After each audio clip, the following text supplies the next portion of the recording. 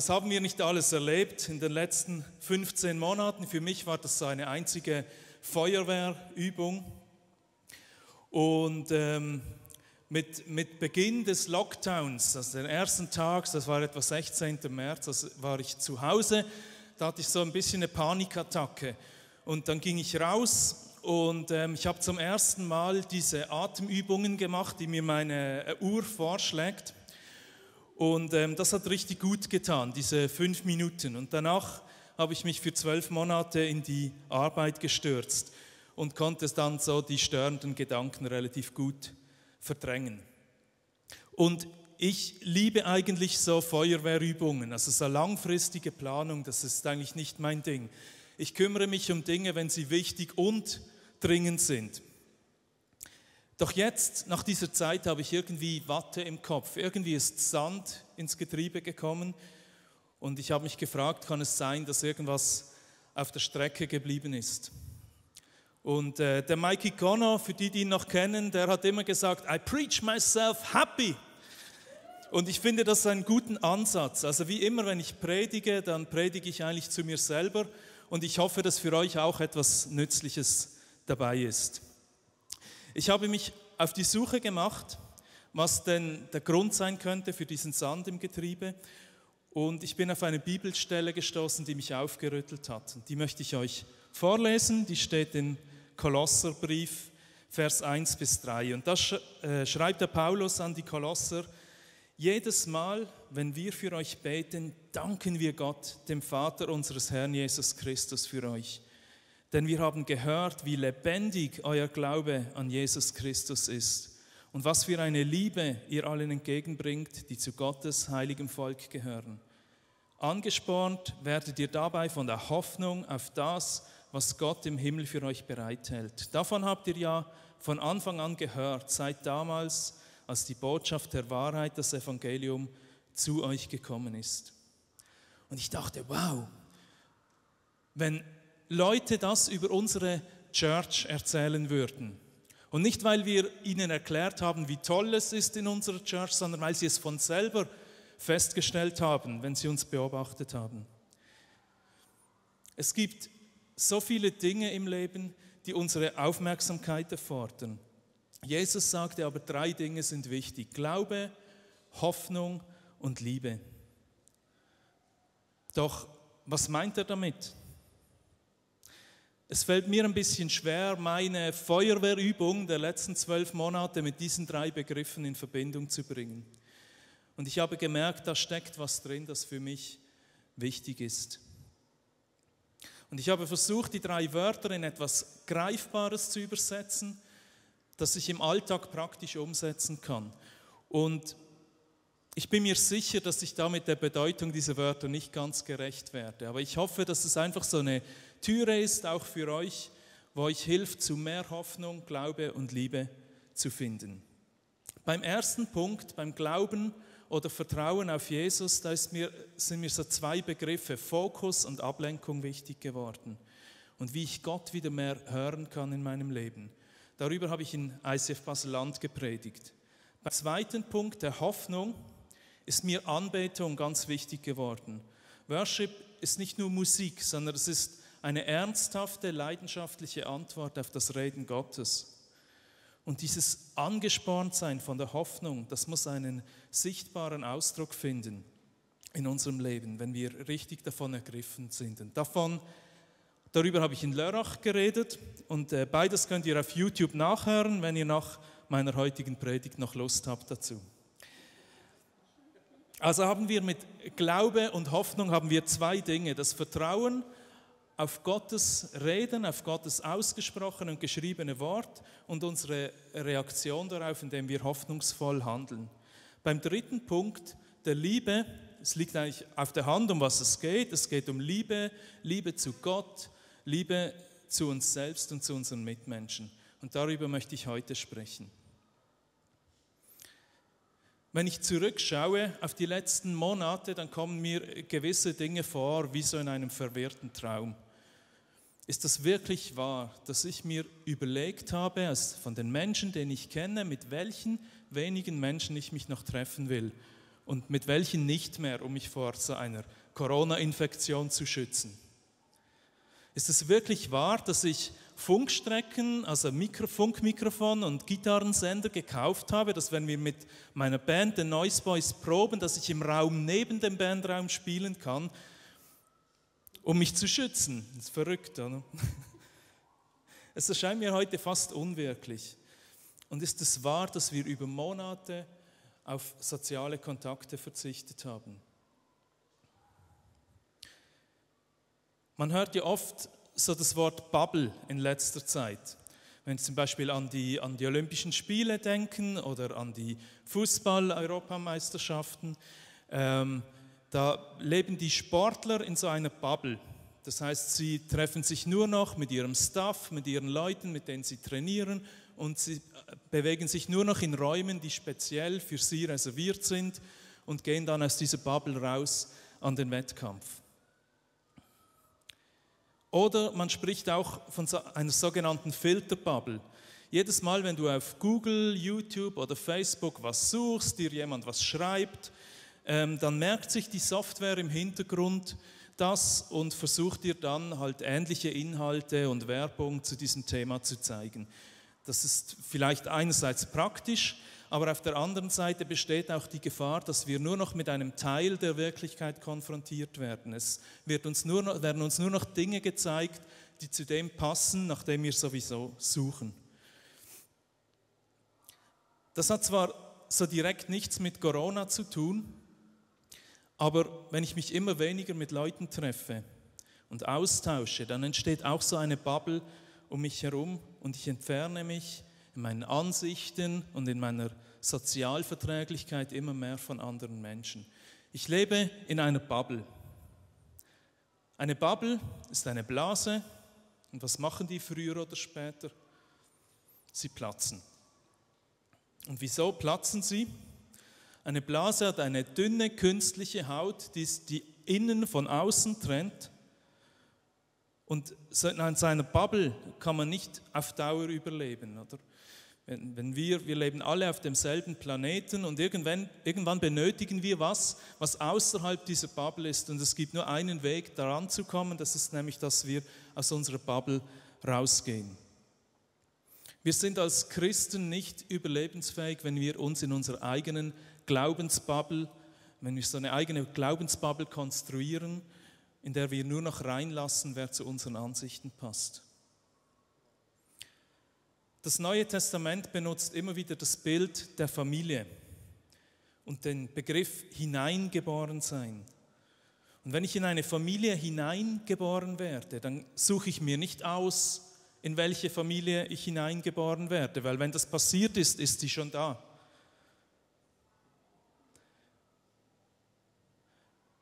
Egal, ob wir in eine Familie als Baby hineingeboren werden oder wenn wir uns entscheiden, ein Teil einer Kirche, einer Church Family zu sein, dann ist die Familie schon da. Wir suchen uns die nicht aus. Und diese Church Family, die ist nicht optional, wenn wir als Christ gesund leben wollen. Sie ist das Gegenüber Gottes. Also Gott nennt die Church Family seine Braut. Und er hat sie ganz bewusst unterschiedlich und vielseitig geschaffen. Ausführlich steht das beschrieben im 1. Korinther 12. Da möchte ich euch auch vorlesen. So wie unser Leib aus vielen Gliedern besteht und diese Glieder einen Leib bilden, so ist es auch bei Christus. Sein Leib, die Gemeinde, besteht aus vielen Gliedern und ist doch ein einziger Leib. Angenommen, der ganze Körper bestehe nur aus Augen. Wie könnten wir dann hören? Oder der ganze Leib bestände nur aus Ohren. Wie könnten wir dann riechen? Deshalb hat Gott jedem einzelnen Glied des Körpers seine besondere Aufgabe gegeben, so wie er es wollte. Was für ein sonderbarer Leib wäre das, der nur einen Körperteil hätte. Darum kann das Auge nicht zur Hand sagen, ich brauche dich nicht. Und der Kopf kann nicht zu den Füßen sagen, ihr seid überflüssig. Vielmehr sind gerade die Teile des Körpers, die schwächer und unbedeutender erscheinen, besonders wichtig. Und das ist Gottes Plan. Ob wir das verstehen oder nicht. Ob ich jetzt gerade verstehe, wieso dass der andere komische Vogel auch hier ist. Es ist nicht meine Aufgabe, das zu entscheiden. Gott will, dass wir Teil einer Church Family sind. Und darauf liegt ein Segen, der durch diese Unterschiedlichkeit eigentlich uns erst erreichen kann. Und trotzdem habe ich gemerkt, dass ich teilweise auf eine Art auf meine Mitmenschen reagiere, wie ich das eigentlich von mir nicht so kenne. Tatsache ist, dass ich zunehmend genervter auf andere Menschen reagiere. Ich wurde in den letzten 2 Monaten zweimal darauf hingewiesen, dass meine Art, Konflikte zu lösen, problematisch ist. Ich habe immer wieder so Situationen, da kommt so ein Zorn in mir hoch und es fällt mir schwer, etwas dagegen zu tun. Ein Beispiel. Am Vorabend meiner Sommerferien bekomme ich eine Anfrage bezüglich der Vermietung unserer Location im Basel-Land. Und die Vermietung wäre während meiner Ferien. Und bis zu diesem Zeitpunkt hatte ich davon noch nichts gehört. Und ich dachte, welcher hirnverbrannte Affe hat die Location vermietet, ohne das mit irgendjemandem abzusprechen? Also habe ich mal alle möglichen Leute angeschrieben, die möglicherweise diese Zusage gemacht haben. Und ich war mir das zu diesem Zeitpunkt nicht bewusst, aber eigentlich habe ich einfach einen Schuldigen gesucht. Und mein Urteil war längst gefällt. Da kommt irgendeiner, der meine Bubble nicht versteht und wirft mit Steinen. Und der Stratege in mir, der hat bereits die Feuerwehr losgeschickt. Ich begann meine innerliche Liste abzuarbeiten, an was man jetzt alles denken muss. Da muss man schauen mit den Leuten, die dort wohnen, dass wir eine Freinachtbewilligung kriegen. Das Barteam muss angefragt werden wegen dem Kühlschrank und dann muss man wissen, brauchen die Technik und wissen die denn, dass die Technik was kostet und wenn dann brauchen sie vielleicht noch einen Techniker, die sind aber alle in den Ferien. Dann braucht der Caterer wahrscheinlich Starkstrom und dann muss man das rauslegen, eine Übernahme, Abgabe, Reinigung und so weiter. Ich erspare euch die Details, aber das ist so der Film, der in mir ablief. Und es war klar, da gibt es in ein paar Stunden keine gute Lösung mehr, die ich, der Feuerwehrmann, präsentieren kann. Wie konnte man mich nur in diese Situation bringen? Und als ich dann herausfand, wer der Ansprechpartner war, dann habe ich ihn nicht angerufen und gefragt, wie es überhaupt dazu gekommen ist, sondern ich habe ihm so eine WhatsApp-Bombe geschickt. Ich weiß nicht, ob ihr das kennt von den Comics, da die Sprechblasen, die einfach gefüllt sind mit blutigen Messern und Handgranaten und Blitzen und Totenköpfen. Und einfach, ich wollte ihm aufzeigen, wie dumm das war, diese Location zu vermieten, ohne das abzusprechen.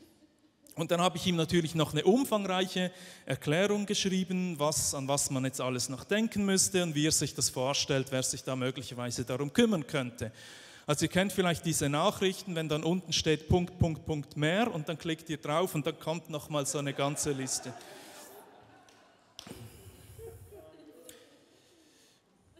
Ich habe einfach mal draufgehauen. Ich fühlte mich übergangen und nicht gerecht behandelt. Bam. Und ich fand, ich war im Recht. Meine Bubble war geplatzt. Dabei habe ich komplett außer Acht gelassen, dass hier gar niemand gesagt hat, dass ich der Feuermann bin, der dort alle Probleme lösen soll. Seit wann ist das meine Location? Wer hat eigentlich behauptet, dass ich für alles eine Lösung haben muss? Wer hat mich beauftragt, ein Wächter zu sein in der Kirche und darauf zu achten, wer möglicherweise etwas falsch gemacht hat? Und dieselbe Person, die ich angegriffen habe, die hat mal gesagt, ich sei ein guter Hirte. Ich bin mir nicht sicher, ob sie diese Art von Reaktion damit gemeint hat. Und dass wir eine Church Family sind und gemeinsam mit Gott unterwegs sind und für Menschen da sein wollen, dass wir für unsere Liebe untereinander bekannt sein wollen, das habe ich komplett in den Wind geschlagen. Wie sich dann herausgestellt hat, war alles ein bisschen anders.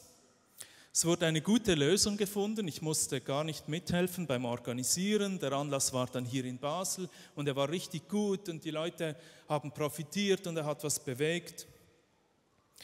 Und wer war jetzt genau der hirnverbrannte Affe?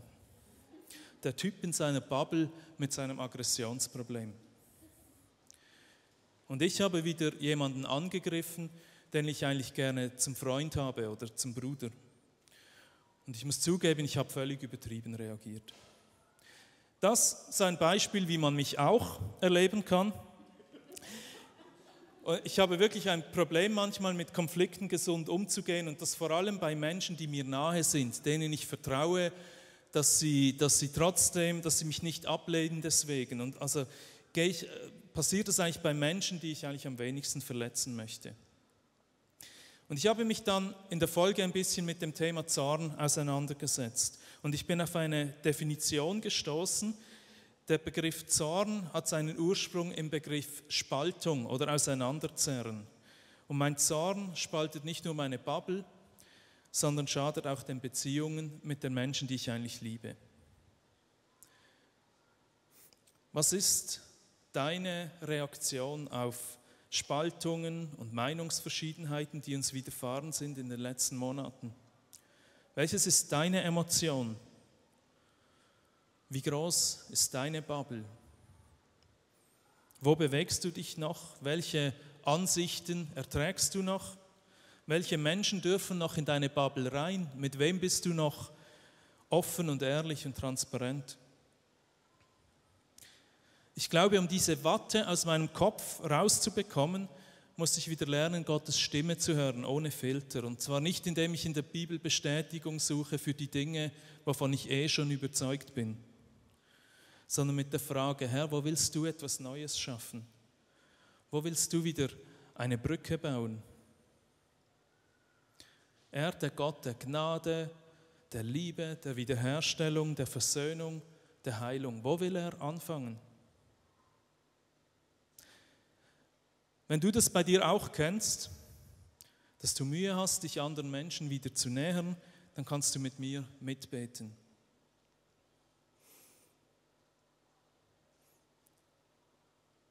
Herr, ich bin hier mit meinen vorgefassten Meinungen und Vorurteilen und ich lege das vor dir ab. Und ich bitte dich, dass du mir einen neuen, weiten Blick schenkst. Lass du meine Bubble platzen. Du bist mit mir so im dunklen Tal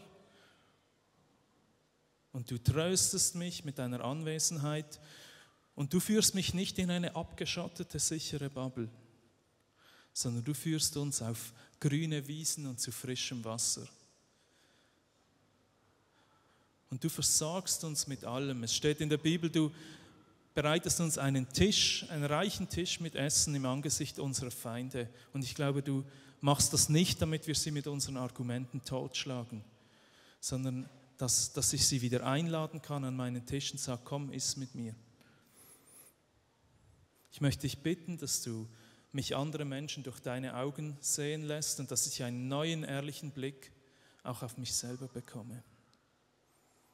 Amen.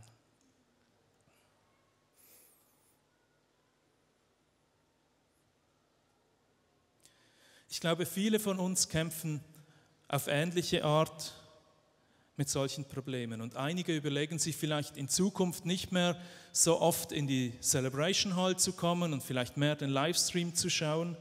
Und hey, ich feiere das. Ich habe auch mit meinen Freunden im ICF Basel-Land haben wir hunderte Stunden investiert und Kabel verlegt und den Livestream aufgebaut. Und ich glaube, das erweitert unsere Möglichkeiten enorm, an der Church Family teilzunehmen. Aber wir brauchen auch diese Auseinandersetzung mit anderen Menschen, die so ganz anders sind als wir. Und wenn wir unsere Bubbles überwinden, dann können wir in dieser Gemeinschaft viel Segen erleben. Unsere Bubble schützt uns, aber letztlich verhungern wir in einer Bubble und sie wird platzen.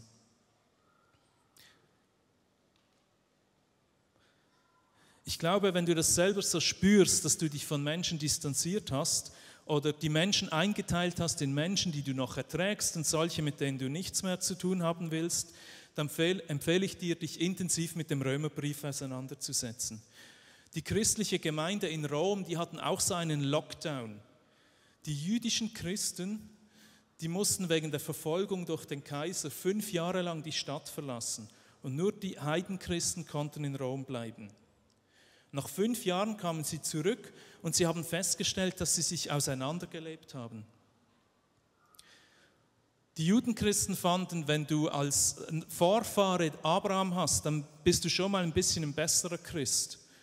Und sie haben sich gestritten über Beschneidung von Kindern und über was man essen darf und nicht und wie man den Sabbat zu halten hat. Und irgendwie erinnert mich das an unseren Streit über Masken oder Larven, wie mein Schwiegervater sagt, über Impfungen, über Klimaschutz, Ernährung, Genderfragen. Und wir fragen uns immer, wer hat denn Recht und wer ist der Dumme, der es einfach nicht begreift. Und Paulus hat sich extra viel Zeit genommen und einen langen Brief geschrieben, um sie an all die Dinge zu erinnern, die eigentlich die Basis ihres Glaubens sind, damit sie wieder zusammenfinden können.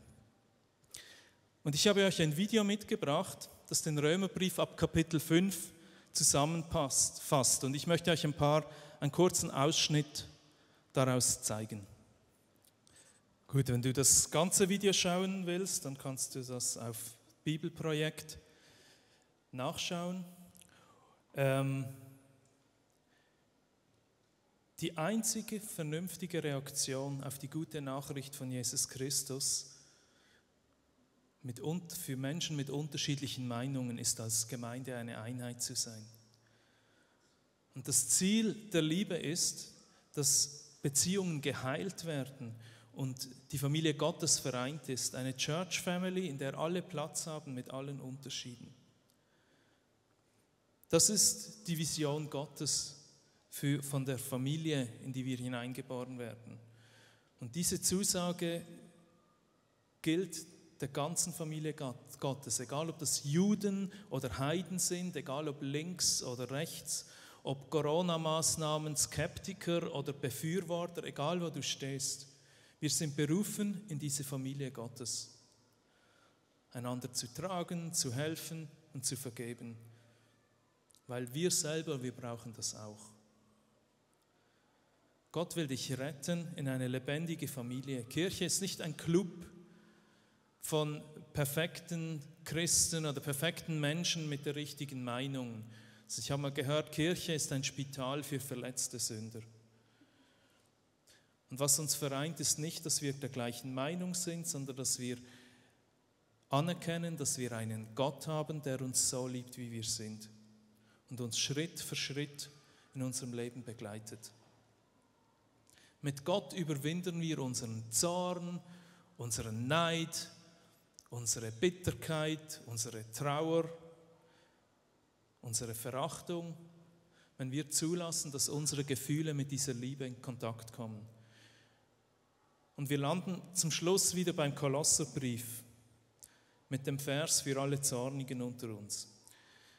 In Kolosser 3, Vers 7 bis 12 steht: Auch ihr habt früher so gelebt und habt euch von diesen Dingen beherrschen lassen. Aber jetzt ist es Zeit, das alles abzulegen. Lasst euch nicht mehr zum Zorn und zu Wutausbrüchen hinreißen. Schluss mit aller Bosheit. Redet nicht schlecht übereinander und beleidigt niemanden. Hört auf, euch gegenseitig zu belügen. Ihr habt doch euer altes Leben mit allem, was dazugehörte, wie alte Kleider abgelegt. Jetzt habt ihr neue Kleider an, denn ihr seid neue Menschen geworden. Gott ist beständig in euch am Werk, damit ihr immer mehr seinem Ebenbild entsprecht, nachdem er euch geschaffen hat. So habt ihr Gemeinschaft mit Gott und versteht immer besser, was ihm gefällt. Dann ist unwichtig, ob einer Grieche oder Jude ist, beschnitten oder unbeschnitten, ob er aus einem anderen Kulturkreis oder aus einem Nomadenvolk stammt, ob er ein Sklave oder Herr ist. Wichtig ist einzig und allein Christus, der in allem lebt. Ihr seid von Gott auserwählt und seine geliebten Kinder, die zu ihm gehören. Darum soll jetzt herzliches Mitgefühl euer Leben bestimmen, ebenso wie Güte, Bescheidenheit, Nachsicht und Geduld. Und ich glaube, dass diese Bibelstelle ist nicht eine Aufforderung zu Gehorsam und Selbstdisziplin, sondern in der Mitte steht, Gott ist ständig in unserem Werk. Er macht das. Das Einzige, was wir machen können, um das zu fördern, ist, dass wir Zeit mit ihm verbringen. Hey, und vielleicht denkst du, ich bin noch gar nicht Teil von dieser Familie. Dann darfst du wissen, du bist herzlich eingeladen, dazu zu kommen. Das einzige Kriterium ist die Entscheidung, Gott zu vertrauen. Wenn du sagst, Herr, hilf mir, dann ich will auch Teil von dieser Familie werden. Ich möchte auch angenommen sein und von dir verändert werden, dann erfüllst du alle Voraussetzungen. Du musst nicht zuerst herausfinden, ob deine Einstellung passt und dich selber optimieren, dass du hier reinpasst, sondern so wie du bist, ist es okay. Ebenfalls im Römerbrief steht, da gibt es auch keinen Unterschied zwischen Juden und anderen Völkern. Sie haben alle denselben Herrn, Jesus Christus, der aus seinem Reichtum alle beschenkt, die ihn darum bitten. Denn jeder, der den Namen des Herrn anruft, wird gerettet werden. Und wenn du das bist, dann schnapp dir die Person, die dich hierher geschleppt hat, und bitte sie, mit dir zu beten.